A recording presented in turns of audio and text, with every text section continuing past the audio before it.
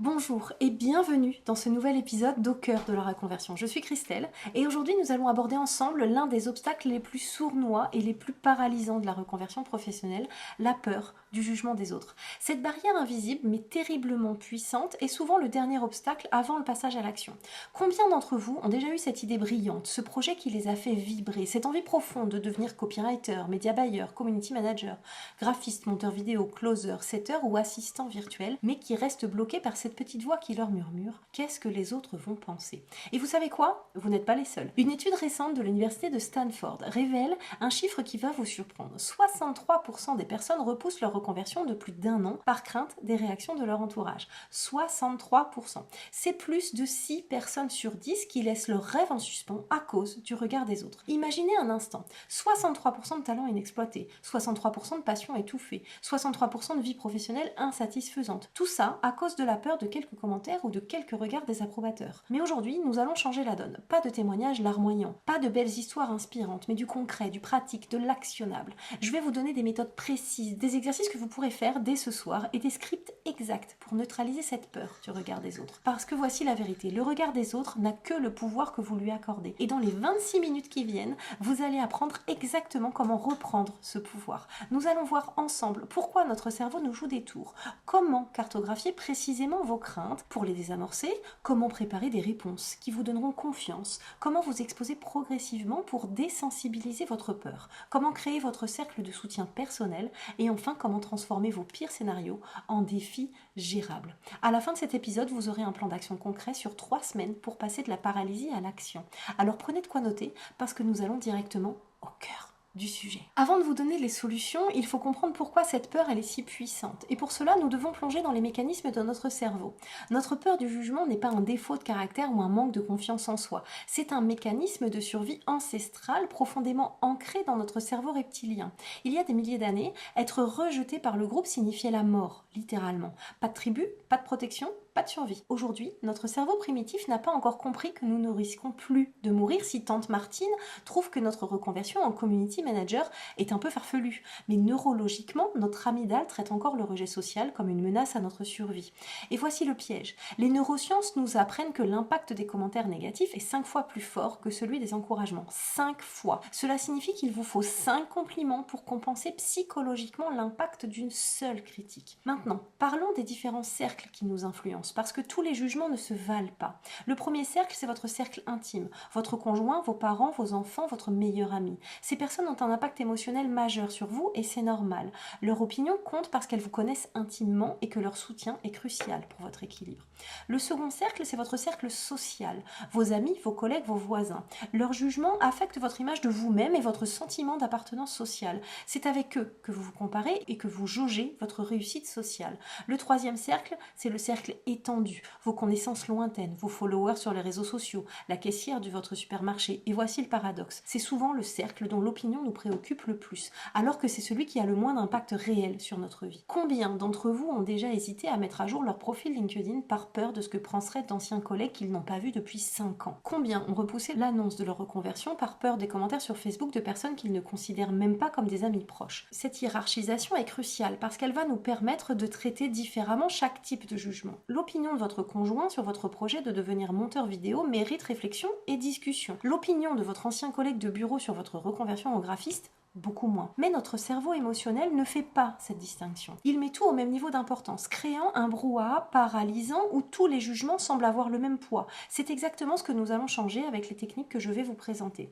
Nous allons apprendre à trier, à hiérarchiser, à préparer et surtout à agir malgré cette peur naturelle. Parce que voici une vérité que peu de gens réalisent. La peur du jugement ne disparaît jamais complètement.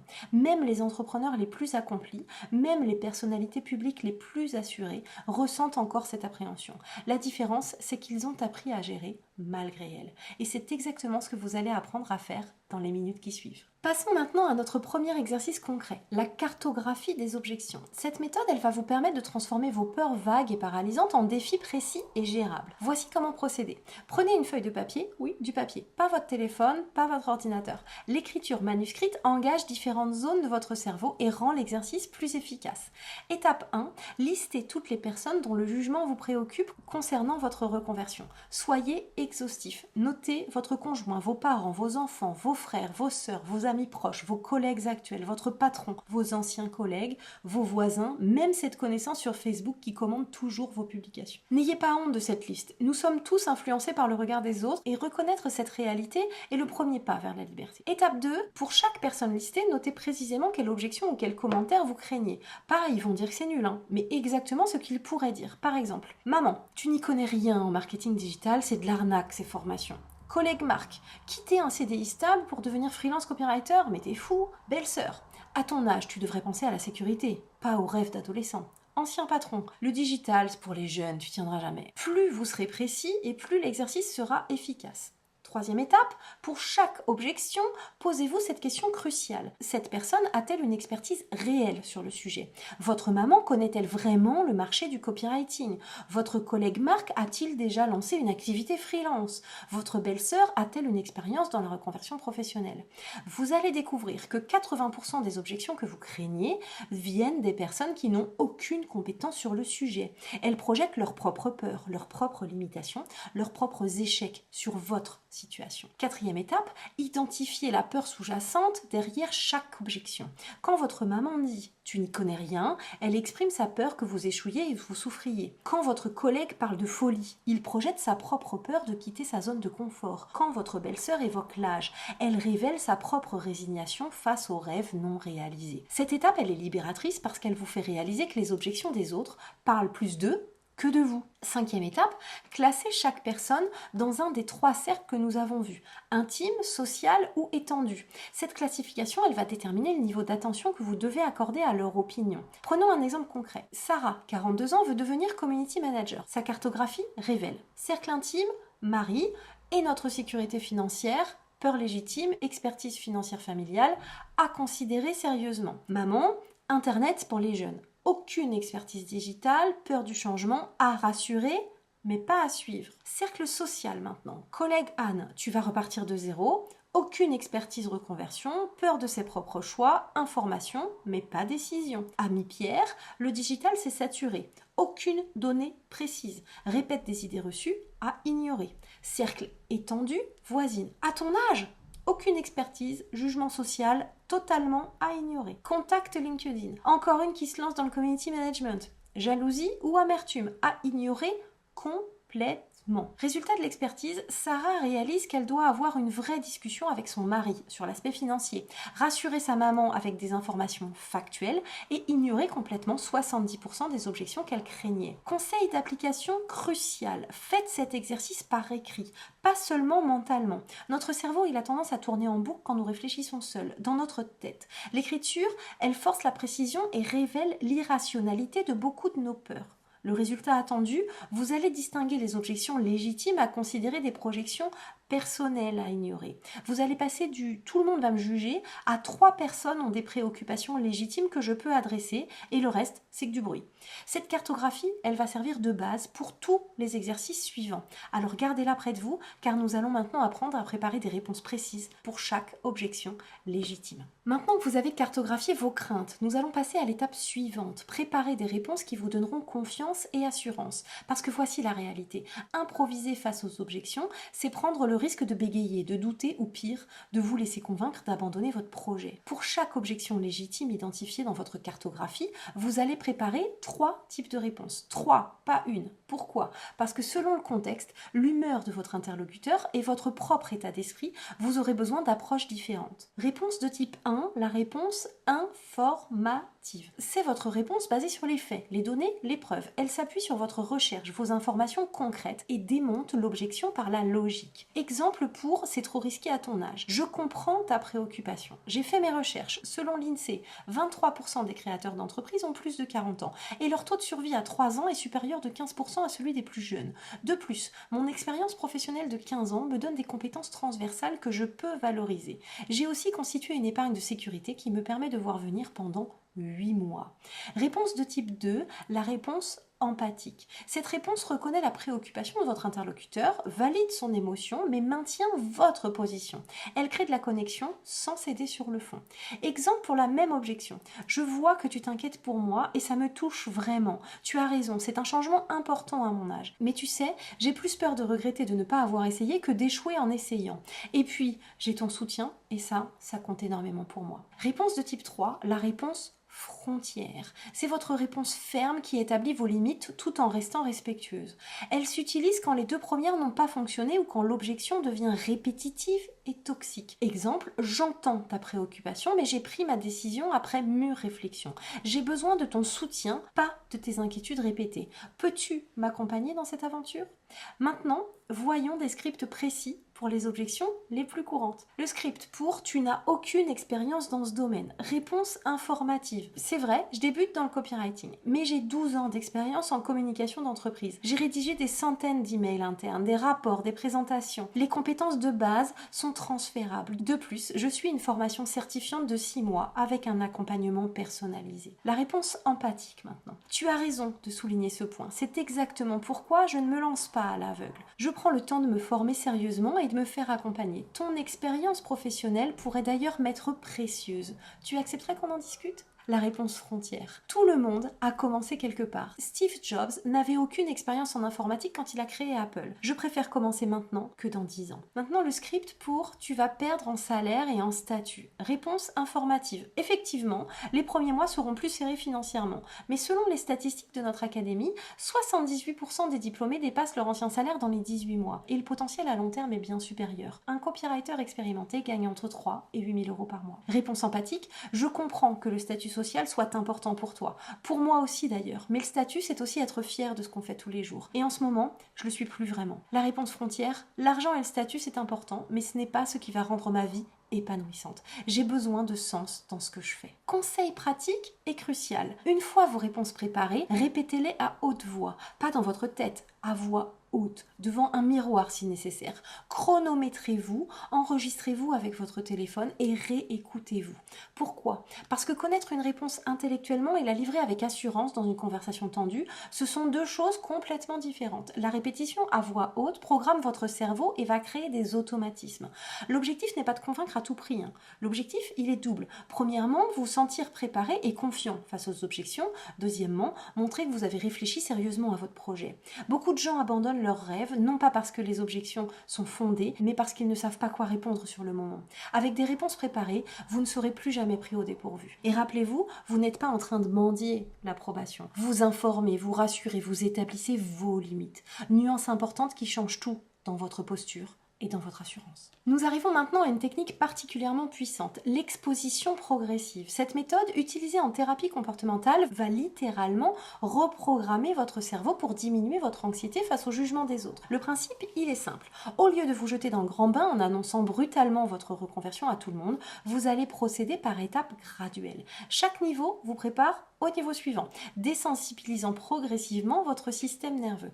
Voici comment construire votre échelle d'exposition en 5 niveaux. Niveau 1, mentionnez votre intérêt à une personne bienveillante. Choisissez la personne la plus bienveillante de votre entourage, celle qui vous soutient toujours, qui ne vous juge jamais.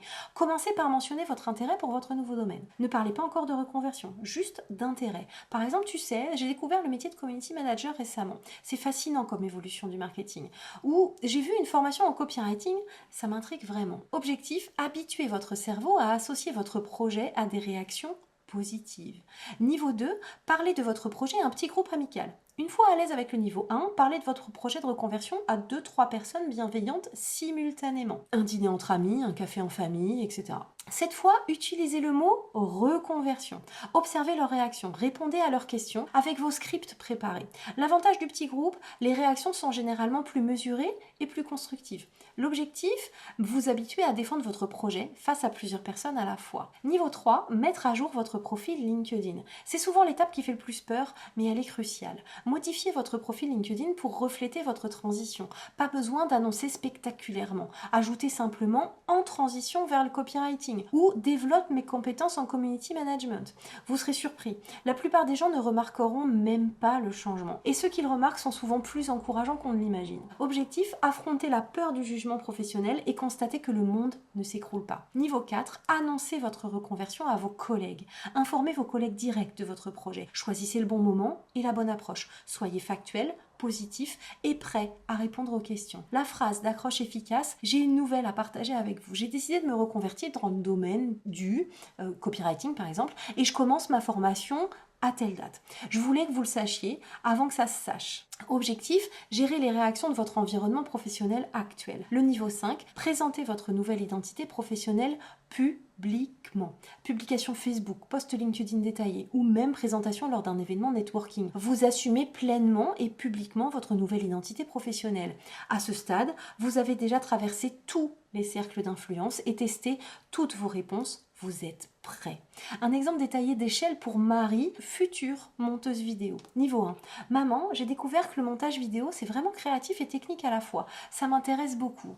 Réponse positive, maman curieuse. Niveau 2, dîner avec ses 2 meilleures amies. Les filles, je réfléchis sérieusement à me reconvertir en monteuse vidéo. Le marché explose avec tous les contenus digitaux. Question pertinente et encouragement. Niveau 3, LinkedIn. Passionné de création visuelle en transition vers le montage vidéo. 12 likes, 3 commentaires positifs, 0 commentaires négatifs. Niveau 4, à ses collègues RH, j'ai décidé de me former au montage vidéo pour me reconvertir d'ici 6 mois. C'est un projet mûrement réfléchi. Surprise initiale, puis intérêt et questions techniques. Niveau 5, post LinkedIn complet avec vidéo témoignage, 67 likes, 15 commentaires, 3 partages et même une proposition de mission. Pourquoi cette méthode fonctionne-t-elle neurologiquement ? Votre amygdale, le centre de la peur dans votre cerveau, fonctionne par association.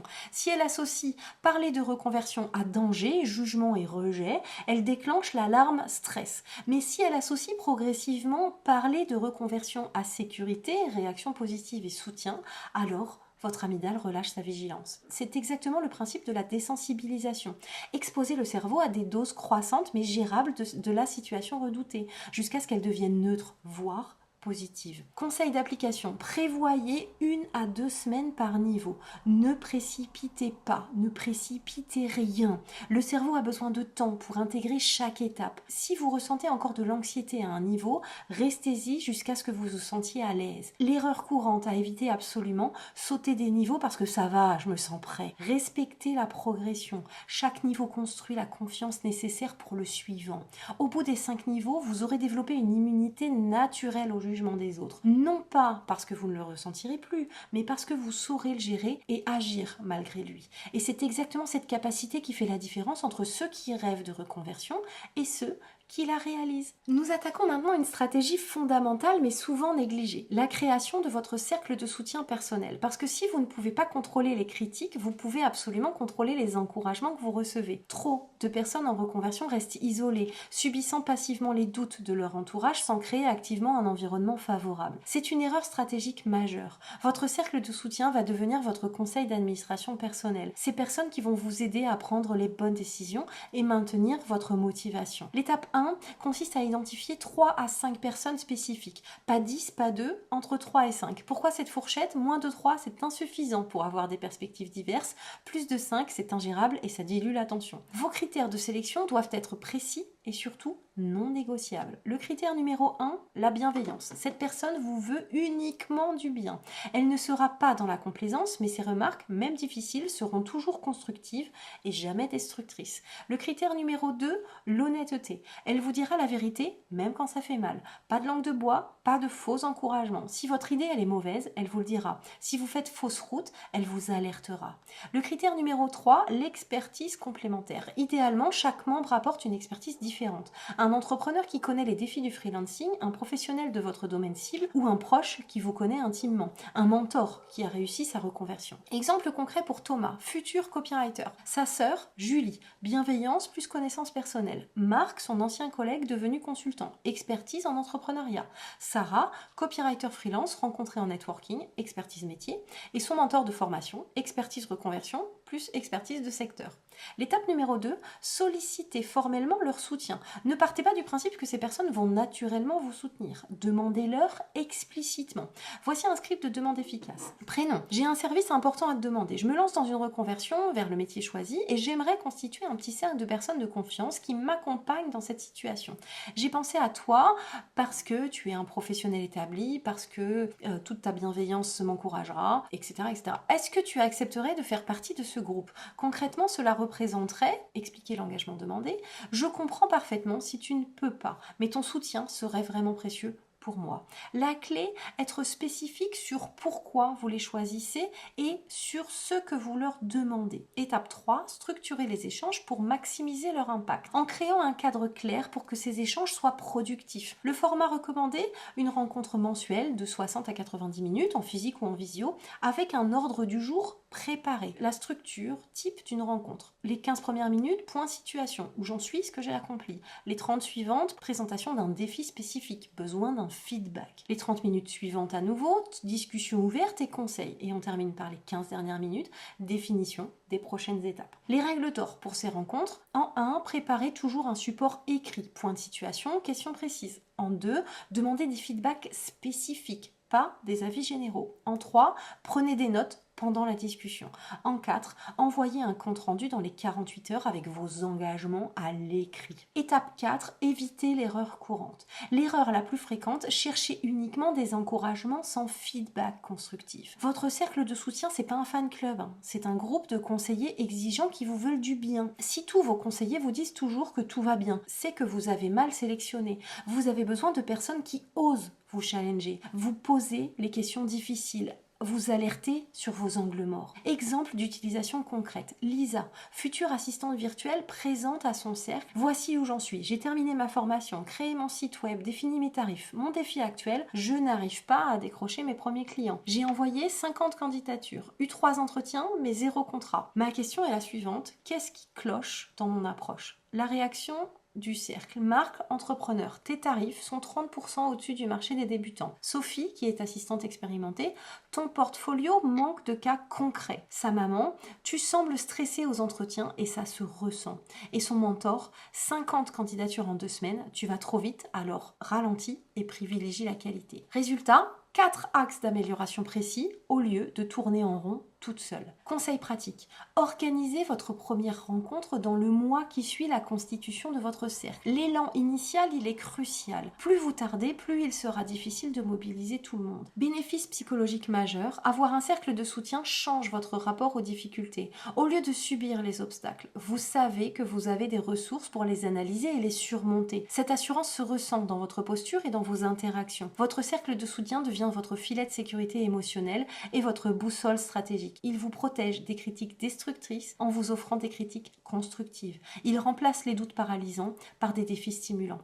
Et surtout, il vous rappelle que vous n'êtes pas seul dans cette aventure. Nous arrivons à notre dernier exercice et c'est probablement le plus libérateur, la visualisation des pires scénarios. Cette technique de désensibilisation cognitive va transformer vos peurs vagues et terrifiantes en défis concrets, mais surtout gérables. Le principe semble contre-intuitif. Au lieu de fuir vos pires craintes, nous allons les affronter de face, les décortiquer et découvrir qu'elles sont bien moins effrayantes qu'elles n'y paraissent. Étape 1, préparez l'exercice. Réservez-vous 15 minutes au calme, sans interruption. Prenez un papier et un stylo. Encore une fois, l'écriture manuscrite est cruciale pour cet exercice. Éteignez votre téléphone également. Étape 2, notez en détail le pire jugement que vous craignez. Ne vous contentez pas de « ils vont me critiquer », soyez précis, concret, détaillé. Qui va dire quoi, dans quelles circonstances et avec quelles conséquences.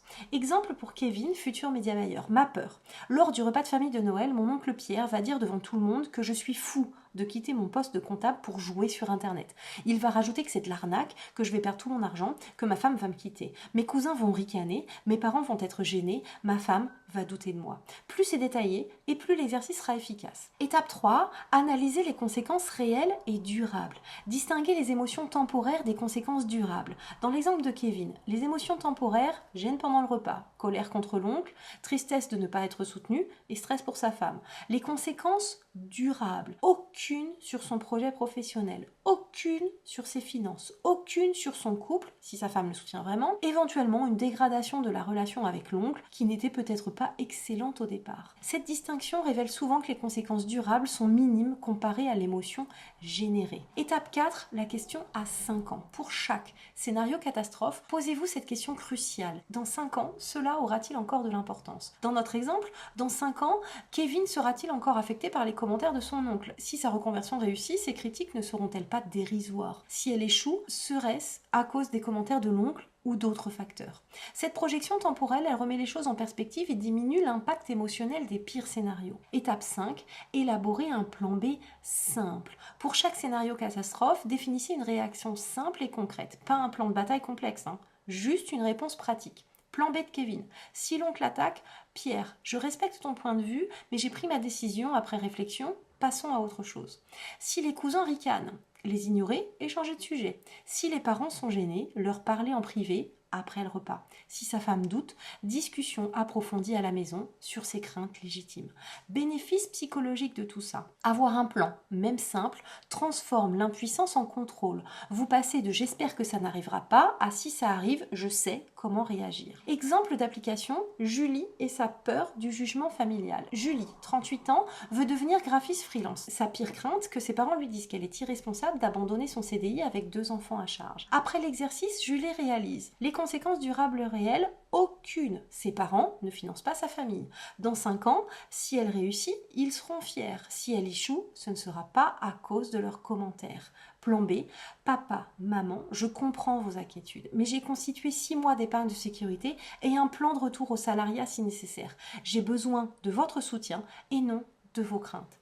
Résultat, Julie passe de la paralysie à l'action. Elle annonce son projet à ses parents qui finalement l'encouragent après avoir exprimé leurs craintes légitimes. Le point clé, cet exercice ne fait pas disparaître la peur, mais il la démystifie. Vos pires scénarios deviennent des situations désagréables mais gérables, pas des catastrophes insurmontables. Et souvent, vous découvrez que vos pires craintes ne se réalisent jamais, ou alors de façon beaucoup plus atténuée que prévu, parce que votre cerveau, pour vous protéger, avait imaginé le pire du pire, mais pas la réalité probable. Cette technique de visualisation des scénarios vous libère de la tyrannie de l'imagination catastrophiste et vous redonne le pouvoir d'agir malgré l'incertitude. Nous arrivons au terme de cet épisode et j'espère que vous avez pris des notes parce que nous venons de voir ensemble 5 techniques concrètes pour neutraliser la peur du jugement des autres. Récapitulons rapidement. La cartographie des objections pour transformer vos peurs vagues en défis précis. Les réponses préparées pour aborder chaque situation avec confiance. L'exposition progressive pour désensibiliser votre cerveau. Le cercle de soutien pour créer un environnement favorable. Et la visualisation des pires scénarios pour démystifier vos craintes. Mais attention, connaître ces techniques ne suffit pas. Il faut les appliquer. Et pour vous faciliter la tâche, je vous propose un plan d'action progressif sur 3 semaines. Semaine 1, cartographie et préparation. Jour 1-2, on réalise votre cartographie des objections. Jour 3, 4 et 5, on prépare vos 3 types de réponses pour chaque objection légitime. Jour 6 et 7, on répète les réponses à voix haute jusqu'à les maîtriser. La semaine 2, constitution du soutien et les premiers pas. Jour 1, 2, 3, on identifie et on contacte les membres de votre cercle de soutien. Jour 4 et 5, on franchit le niveau 1 de votre exposition progressive. Jour 6 et 7, on organise votre première rencontre avec votre cercle de soutien. La semaine 3, visualisation et passage à l'action. Jour 1 et 2, réalisation de l'exercice de visualisation des pires scénarios. Jour 3 et 4, on franchit le niveau 2 de votre exposition progressive. Jour 5, 6 et 7, on passe à l'action concrète sur votre reconversion. En seulement 3 semaines, vous aurez transformé votre rapport au jugement des autres. Vous passerez de la paralysie à l'action, de la peur à la confiance. Et rappelez-vous le message clé de cet épisode. Le regard des autres n'a que le pouvoir que vous lui accordez. Vous venez d'apprendre à reprendre ce pouvoir. Que vous souhaitiez devenir copywriter, media buyer, community manager, graphiste, monteur vidéo, closer, setter ou assistant virtuel, ces techniques s'appliquent à tous les projets de reconversion. Certains d'entre vous vont écouter cet épisode et se dire « c'est intéressant » avant de passer à autre chose. D'autres vont prendre une feuille de papier dès ce soir et commencer leur cartographie des objections. Devinez maintenant lesquelles vont réussir leur reconversion. L'information sans action, ça reste de la théorie. L'action sans préparation mène à l'échec. Mais l'action préparée, celle que nous venons de voir ensemble, mène au succès. Alors qu'allez-vous faire maintenant? Rester spectateur de votre vie ou devenir acteur de votre reconversion? Le choix vous appartient et les outils vous les avez. Si cet épisode vous a parlé, si vous reconnaissez dans vos blocages cette peur du jugement des autres, je vous invite à aller plus loin avec nous. Réservez votre appel diagnostic gratuit de 30 minutes. Cet échange vous permettra de faire le bilan précis de votre situation actuelle et d'identifier les blocages spécifiques liés au regard des autres qui vous freinent dans votre reconversion. Nous analyserons ensemble votre profil, vos compétences transférables et je vous expliquerai comment notre parcours de reconversion guidée peut renforcer votre confiance et vous accompagner pas à pas vers votre nouveau métier. À l'issue de cet appel, vous repartirez avec votre plan d'action personnalisé, adapté à votre situation unique. Que vous souhaitiez devenir copywriter, media buyer, community manager, graphiste, monteur vidéo, closer, setter ou assistant virtuel. Vous découvrirez aussi comment rejoindre notre académie avec notre méthode éprouvée, notre communauté bienveillante qui deviendra votre cercle de soutien naturel et notre accompagnement personnalisé qui vous évitera les erreurs coûteuses des reconversions mal préparées. Cet appel de diagnostic est entièrement gratuit et surtout sans engagement. C'est notre façon de vous accompagner concrètement au-delà de ce podcast. Le lien de réservation est dans la description de cet épisode. Alors, merci de m'avoir écouté, merci pour votre attention et surtout, passez à l'action. Votre nouvelle vie professionnelle vous attend maintenant, juste derrière ce rendez-vous. À bientôt pour un nouvel épisode d'Au cœur de la reconversion.